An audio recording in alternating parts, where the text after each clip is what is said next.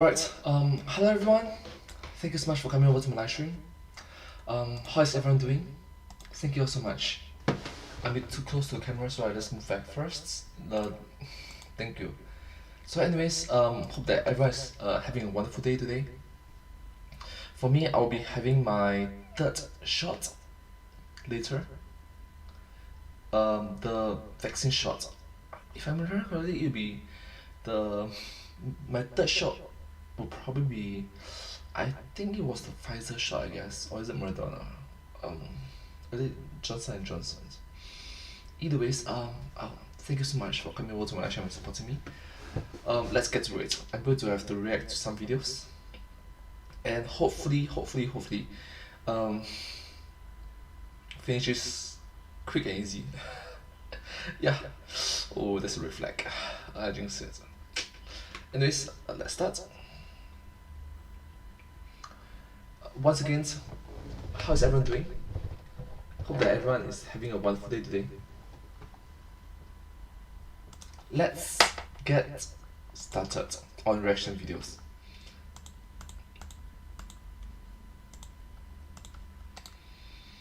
So this is about Sonic.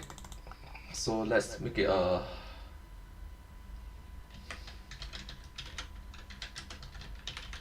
Sonic.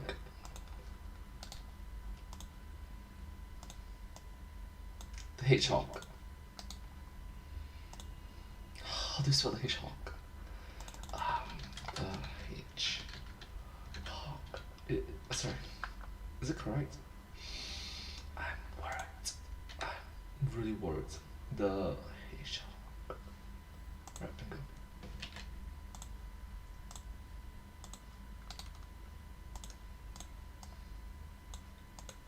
Okay, alright, so that's good. Hello everyone, it's me, and today, Sonic the Hedgehog.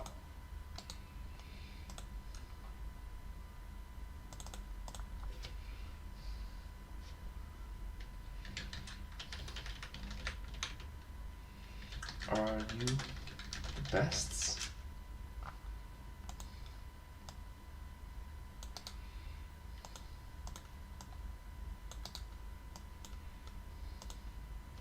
Hello everyone, it's me.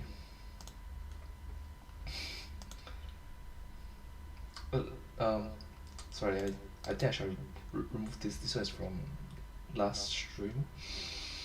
Remove this as well. Are all the scenes okay?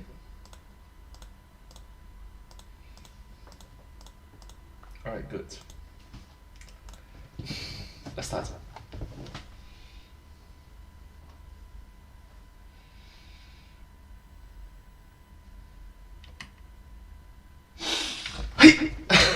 Gotta go fast! Hello everyone, it's me, and today, Sonic the Hedgehog! Are you the best? Let's go! Oh, I'm sorry, I messed up. I'm sorry. What's more?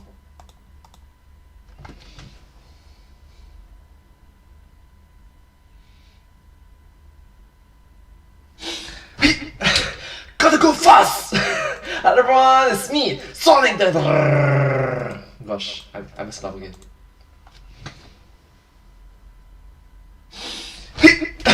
Gotta go fast! Hello everyone, it's me, and today, Sonic the Hedgehog! Are you the best? Let's find out together. So it seems like people weren't super thrilled with how the new Sonic movie trailer looked. But good news, the team behind the movie said that they're taking all of our feedback and making adjustments to Sonic's design. Praise Mobius, maybe that means we're gonna get Sonic a much needed teeth extraction. But you know what, Paramount Pictures, save your money, because Team Theorist over here has already done the good work for ya. You can thank us later. For your consideration today, I present to you an improved version of the Sonic trailer. Yeah. I must accelerate rapidly.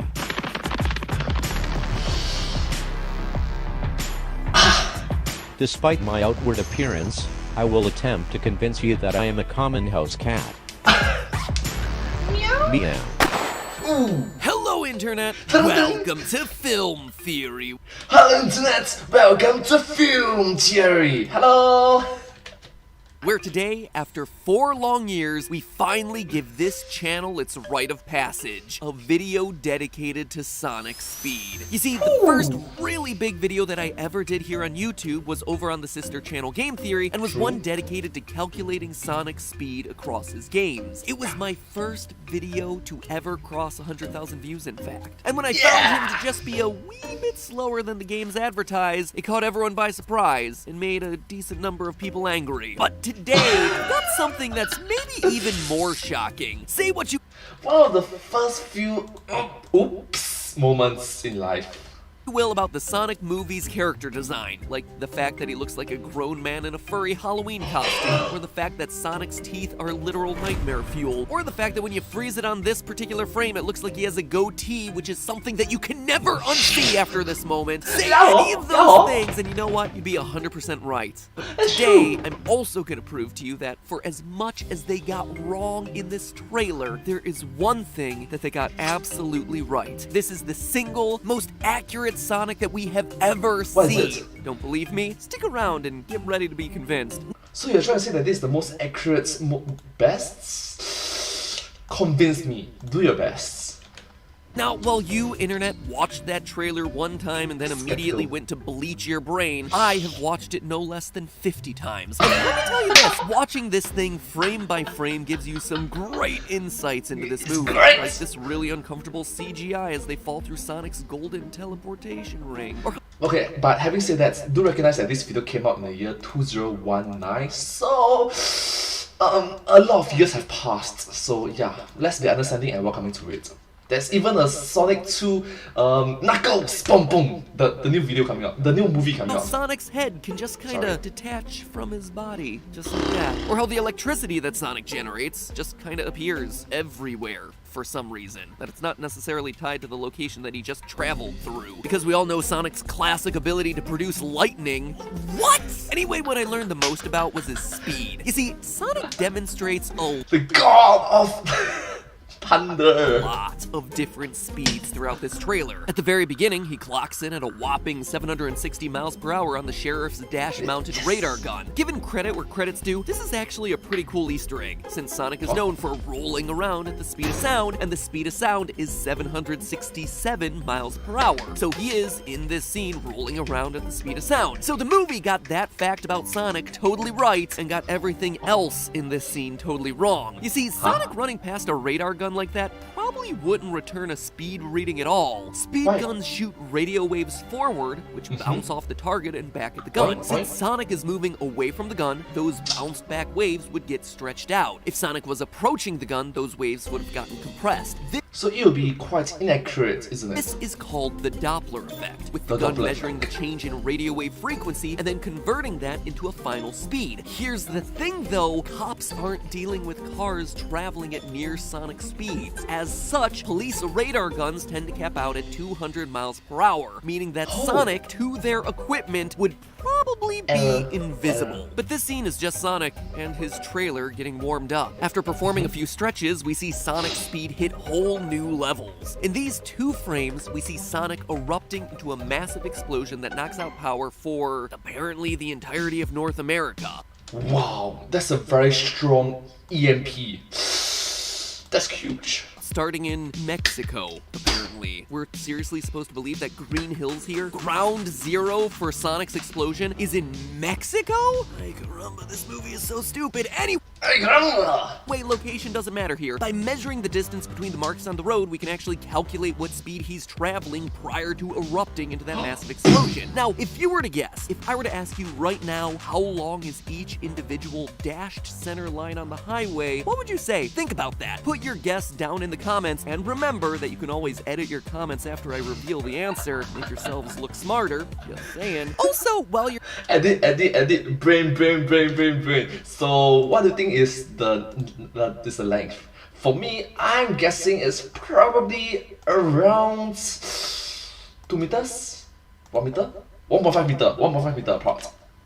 1.5 down there in the comments making your guess, be sure to take a minute to support our sponsor for today's episode, Us Theoryware. Yeah, it's literally just me promoting the merch that we just launched for spring. There is everything from socks and underwear to cool color-changing desk lamps, even an awesome embroidered jacket with thumb holes. And while I could sit here in the recording closet and chill to you about how nice it all is and how hard we worked on it, both of which are very true, let me instead let you guys who've already gotten yours in the mail do the talking. Like Liam here, who says that the new Codebreaker shirt is, quote, the most comfortable shirt he has ever worn. I 10 out of 10. Oh, wow, that's a very amazing score. Thank you so much.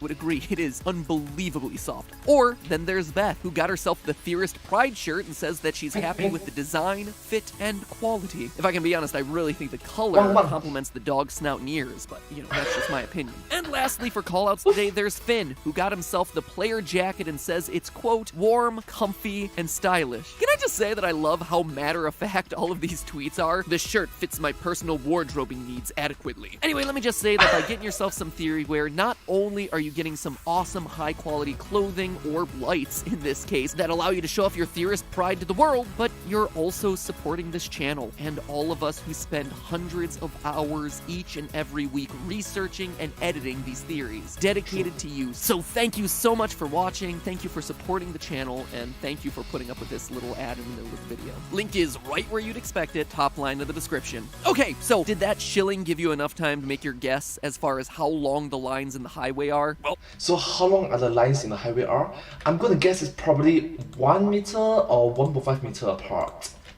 now it's finally time for that answer. Okay, so scientific surveys have shown that most people estimate that those lines are about 2 feet in length, when in actuality they're 5 times that length. They're 10 feet, 30 feet separating each individual line. Oh, I forgot they're using feet instead of meters, I'm sorry. That's according to the Manual on Uniform Traffic Control Devices, Chapter 3B, Section 620.2. Oh, you heard that right, over 620 sections of roadway marking specification. I read some really exciting stuff for this show. Anyway, Yes, really exciting stuff. Thank you so much.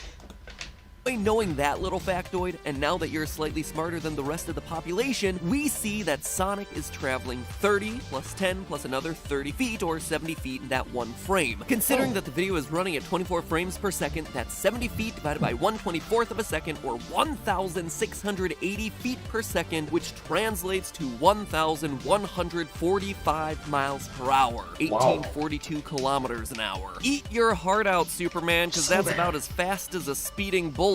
If you're on the equator, planet Earth actually rotates at speeds around 1,000 miles per hour, and Sonic is cooking along faster than that.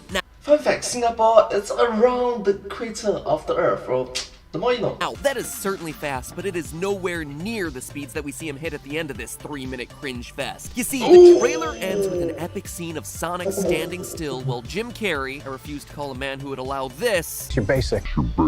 Dr. Robotnik, Oh my gosh, you're basic. Sorry. while Jim Carrey fires off a salvo of rockets from his attack drones. Now, obviously, this whole thing is happening in bullet time, or let's say Sonic vision, where time is slowed down to Sonic's perspective of the world. So I really like it that they changed to make it better so that the fans will actually, they listen to the fans. he must be fast because the rockets are literally standing still. And Sonic uses this opportunity to redirect the missiles and bullets away from him and towards the ground? Sonic, there are people down there! Jeez! You not only look like a monster, but you act like one too. So that's one of the good reasons that they changed this trailer away, so...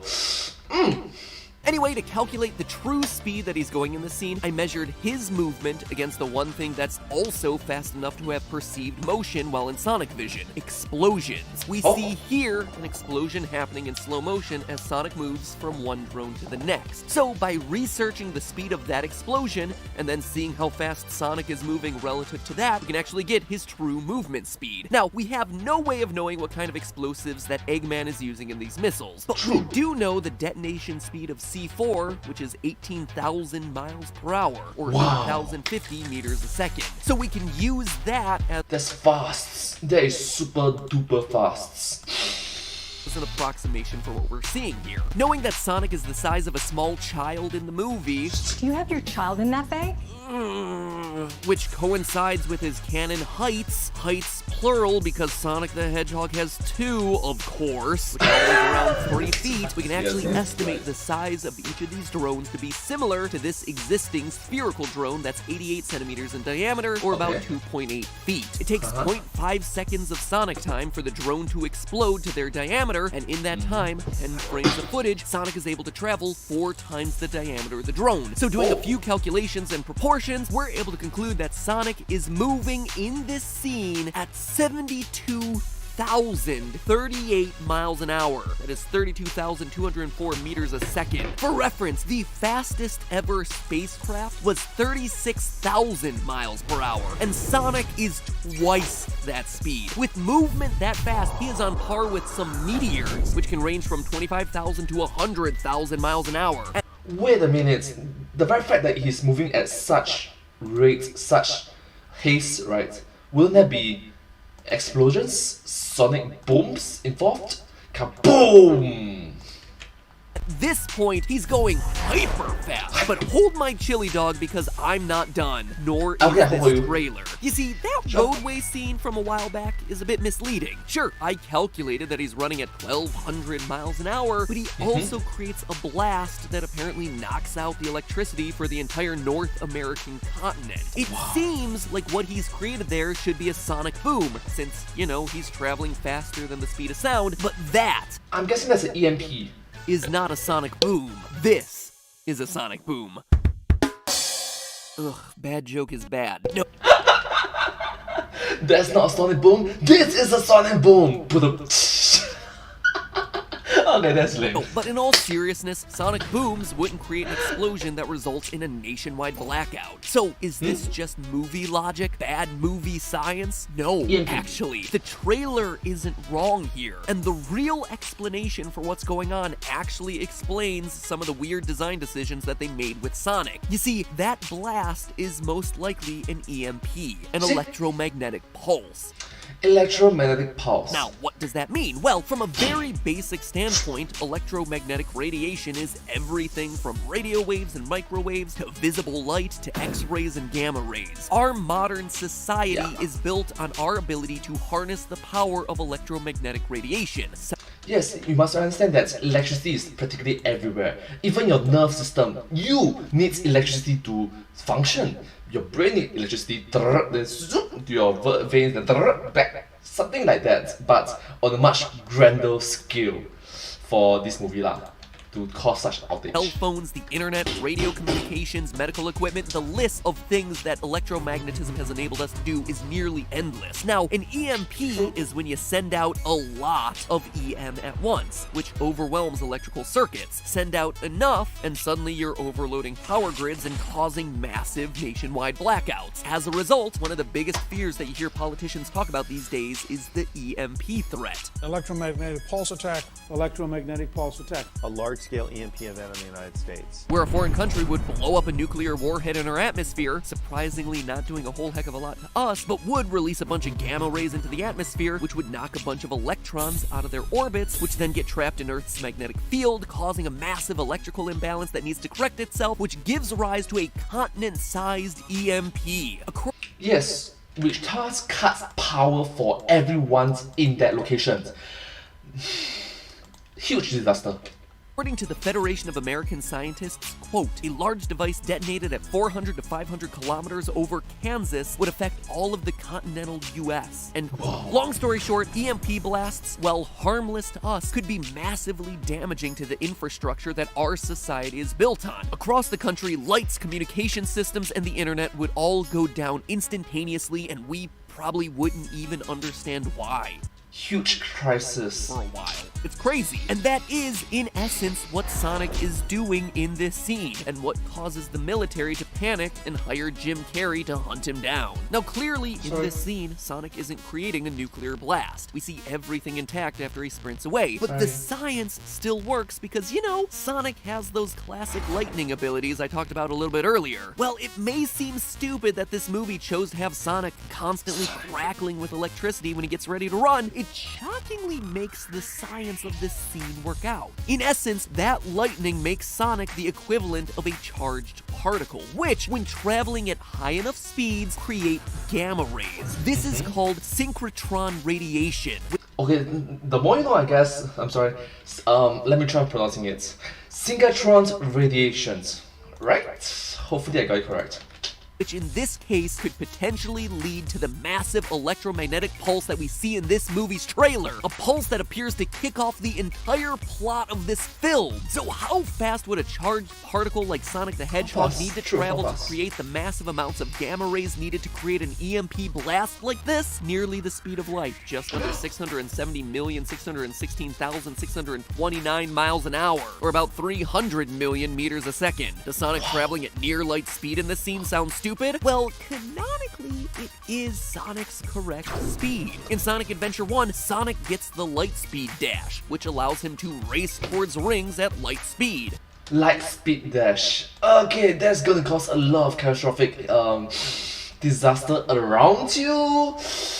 Not a bad idea. Not a good idea, that's right. Not a good idea. In Sonic CD, we see him traveling through time, which again is presumably using his relativistic speeds traveling near the speed of light. And in Sonic Colors, he's not so fast that he can outrun a black hole, running for about 30 seconds until he gets sucked back in, but it confirms that he's running at a magnitude near the speed of light. Like it or not, this movie is currently one of the only pieces of Sonic media where we actually get to see Sonic traveling at the speeds that he's supposed to be traveling, making this, awful design and all, the single best portrayal of Sonic the Hedgehog ever, because it got his defining feature correct. His speed. Is it stupid? Absolutely. But the speeds that he's supposedly traveling are also stupidly fast, and we're finally getting to see some of the real-world ramifications of what exactly that would entail now. Yes, that's true. The real world ramifications for the citizens that is not super, for the everyday common humdrum civilians involved. They'll just be collateral damage, unfortunate victims.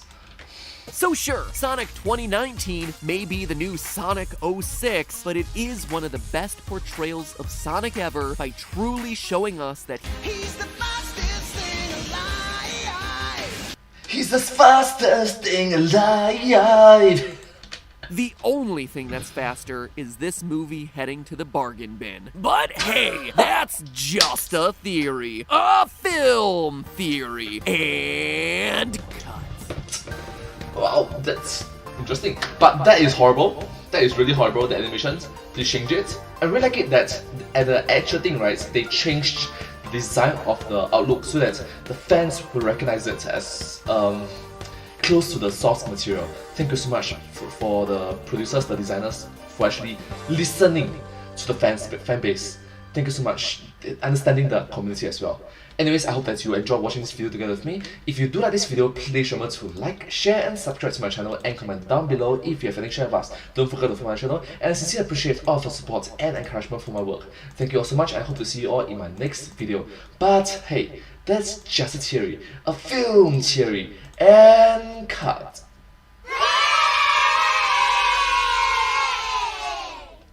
And I hope to see you all in my next video. Bye bye. Bye bye bye bye. Thank you so much. Subscribe. Really encouraging and uplifting. Alright, there's one video down. A few more videos to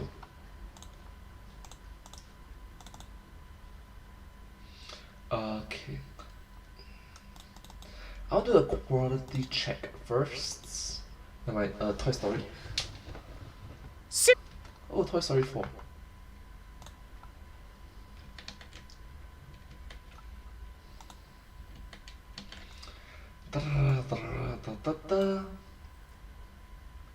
Brahmana lemon drama, Vinjana yoma.